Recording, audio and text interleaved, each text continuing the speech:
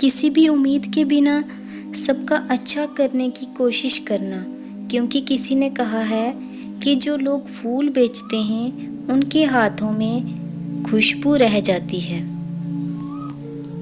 Hello friends, मैं निशा creativity corner से। एक बार एक बुजुर्ग औरत की मृत्यु हो जाती है। यमराज उसे लेने आते हैं। जब यमराज औरत को ले जा रहे होते हैं तो औरत पूछती है, आप मुझे स्वर्ग ले जाएंगे या नर्क? यमराज बोले, दोनों में से कहीं नहीं। तुमने इस जन्म में बहुत ही अच्छे कर्म किए हैं, इसलिए मैं तुम्हें सीधे प्रभु धाम ले जा रहा हूँ। औरत बहुत खुश हो गई, बोली, धन्यवाद, पर मेरी आपसे एक विनती है। मैंने यहाँ धरती पर सबसे स्वर्ग और नर्क के बारे में बहुत सुना है और मैं चाहती हूँ कि एक बार इन दोनों जगहों को देखूं। मैं इन दोनों जगहों को एक बार देखना चाहती हूँ।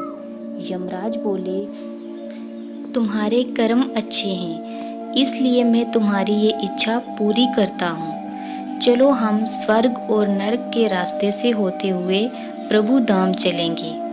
दोनों चल पड़े। सबसे पहले नर्क आया। नर्क में बुजुर्ग औरत ने जोर जोर से लोगों के रोने की आवाज़ सुनी।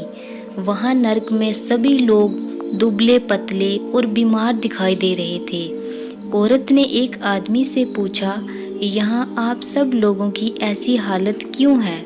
आदमी बोला, तो और कैसी हालत होगी? मरने के बाद जब से यहाँ आए हैं हमने एक भी दिन भोजन नहीं किया, कुछ भी नहीं खाया। भूख से हमारी आत्माएं तड़प रही हैं। बुजुर्ग औरत की नज़र एक विशाल पतीले पर पड़ी, जो कि लोगों के कद से करीब 300 फुट ऊंचा होगा। उस पतीले के ऊपर एक चम्मच भी लटका हुआ था। उस पतीले से बहुत ही शानदार खुशबू आ रही थी। बुजुर्ग औरत ने उस आदमी से पूछा, इस पतीले में क्या है? आदमी मायूस होकर बोला, ये पतीला बहुत ही स्वादिष्ट खीर से भरा हुआ है, हर समय भरा ही रहता है। बुजुर्ग औरत ने हैरानी से पूछा, इसमें खीर है तो आप लोग पेट भरकर ये खीर खाते क्यों नहीं? भूख से क्यों तड़प रहे हैं? आदमी रो रो कर बोलने लगा, कैसे खाएं? ये पतीला 300 फीट ऊंचा है, हम में से कोई भी इस पतीले तक नहीं पहुंच पाता। बुजुर्ग औरत को उन पर तरस आ गया। सोचने लगी, बेचारे खीर का पतीला होते हुए भी भूख से बेहाल हैं। शायद ईश्वर ने इन्हें यही दंड दिया होगा। अब यमराज बुजुर्ग औरत से बोले, चलो हमें देरी हो रही है। दोनों चल पड़े। कुछ दूर चलने के बाद स्वर्ग आया। वहाँ पर बुजुर्ग औरत को सबकी हंसने खिलखिलाने की आवाज़ें सुनाई दी। सब लोग बहुत खुश दिखाई दे रहे थे। उनको खुश देखकर बुजुर्ग औरत भी बहुत खुश हो गई। पर वहाँ स्वर्ग में भी बुजुर्ग औरत की नज़र वैसे ही 300 फुट ऊंचे पतीले पर पड़ी जैसा नर्क में था। उसके ऊपर भी वैसा ही चम्मच लटका हुआ था। बुजुर्ग औरत ने वहाँ के लोगों से पूछा, इस पतीले में क्या है? स्वर्ग के लोग बोले, इसमें बहुत ही टेस्टी खीर है। बुजुर्ग औरत हैरान हो गई।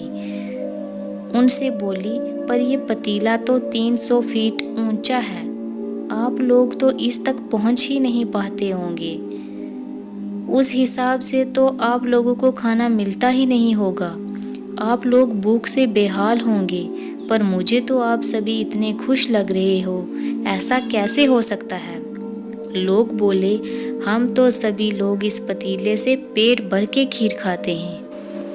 औरत बोली, पर कैसे? पतीला तो बहुत ऊंचा है। लोग बोले, तो क्या हो गया, पतीला बहुत ऊंचा है तो? यहाँ पर कितने सारे पेड़ हैं। ईश्वर ने ये पेड़ पौधे, नदी, झरने हम मनुष्यों के उपयोग के लिए ही तो बनाए हैं। हमने इन पेड़ों की लकड़ी ली, उनको काटा, फिर लकड़ियों के टुकड़ों को जोड़ के विशाल सीढ़ी का निर्माण किया।